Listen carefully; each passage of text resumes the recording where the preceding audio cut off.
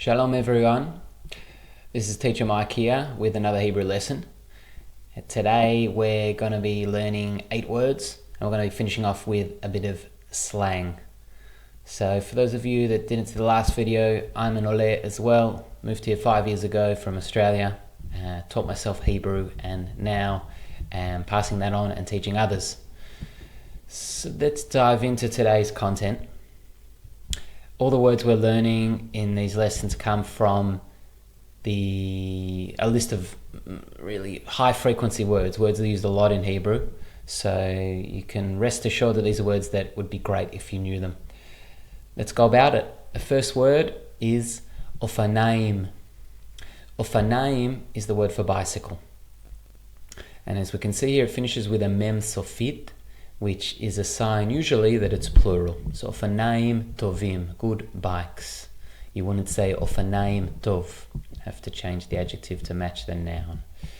Okay, next word is aroch. Aroch is the word for long. It's an adjective, so it'll change form depending on the noun that it's being used to describe. Third word is michnasayim. Michnasayim, which is the word for pants. Like ofanaim, it's plural as well, with a mem sofit at the end of the word. So if you wanted to say long pants, you'd say michnasayim arukim, long pants. Fourth word is kashe.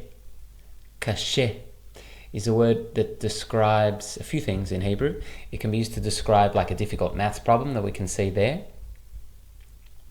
Something that's just hard to figure out. It can be used to describe something physically hard, like a hard surface or a hard hat.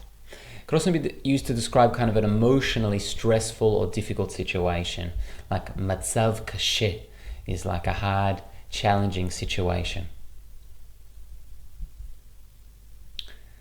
Fifth word is har, which is mountain.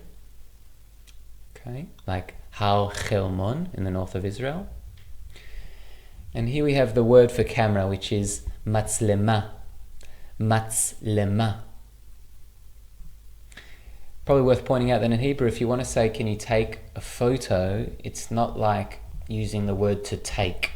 You wouldn't say lekachat, which is to take, tmuna, which is photo. Instead, you say a different verb altogether, which is letzalem.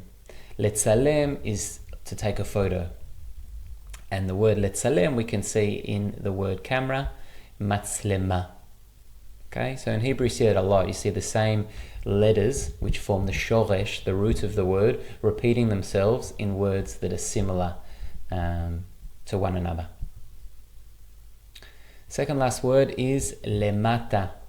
Lemata, which is the word for down. It's also the word for underneath or below or downstairs. It's got quite a broad use, this word in Hebrew, a bit more broad than the English word down. That's lemata. And the last word, I wanted to throw in a bit of slang or just conversational Hebrew. This word is pronounced alan. Ahlan comes from Arabic originally, and it's used very widely in Israel today to say kind of like hello, but in an informal way. It's not formal like shalom. Ahlan is more casual, more used on the street or between friends or at a restaurant. You could say ahlan, and it's the way you kind of greet someone.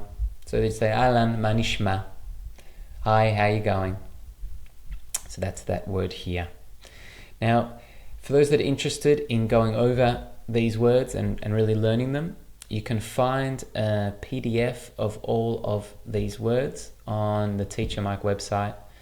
And if you just go into blog, vocabulary number 2 is today's lesson.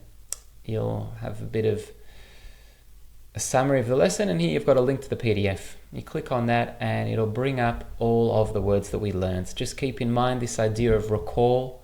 If you're learning any vocabulary in Hebrew, you want to be practicing recalling those words. So you don't just want to look at this page. Instead, you want to cover one half of it, either the bike or the word ofanaim, and you want to try and remember the other half. That's called practicing recall, and that's the best way to remember anything, really. So good luck with all that. Hope you enjoyed the lesson. See you next time.